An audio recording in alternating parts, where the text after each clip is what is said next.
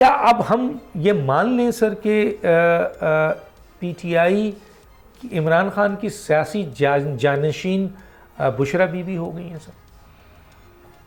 लगता तो ऐसा ही है, क्योंकि एक्चुअली लीडरशिप तो अगेन वही बात आ गई कि लीडरशिप है ही कोई नहीं।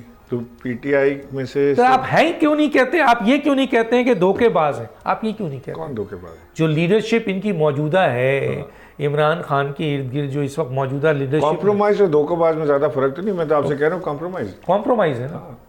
और तो फिर तो हक मेरा ख्याल है बुशरा बीबी का ही बनता है। बुशरा बीबी और इमरान खान की बहनों ने, ये ज़ाहिर खानदान के लोगों ने बेड़ा उठाया कि भाई हम इनको छुड़वाएं तो सही, किसी तरह बाहर लाएं।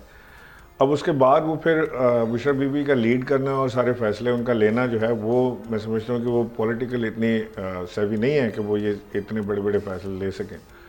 तो बहरहाल उन्होंने एक एफर्ट की, कोशिश इमरान की, खान की सपोर्ट तो लेकिन होगी पार्टी में बड़ी रेजिस्टेंस है। मैं वो तो होगी, लेकिन मैं यहाँ पूछना चाहता हूँ कि इमरान खान की सपोर्ट अपेरेंटली तो है, तभी तो उन्होंने अपेरेंटली तो है, वरना इमरान खान मना कर देते। लेकिन इमरान खान ये भी बार बार कहते रहे कि बुशरा बीबी गैर सियासी घरेलू औरत है, उनका सियासत से लेना देना इस अमल के बाद अब इमरान खान ही जब वो आएंगे अपने किसी पेशी वगैरह पे, साफियों से मुलाकात होगी, तब जाके ये बात क्लियर होगी। वैसे इस अमल को आप कहते हैं गैर सियासी?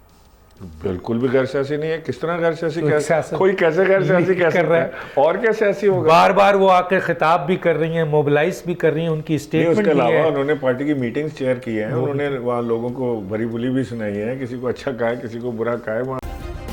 सब्सक्राइब करें और बेल दबाएं ताकि कोई खबर रह न जाए।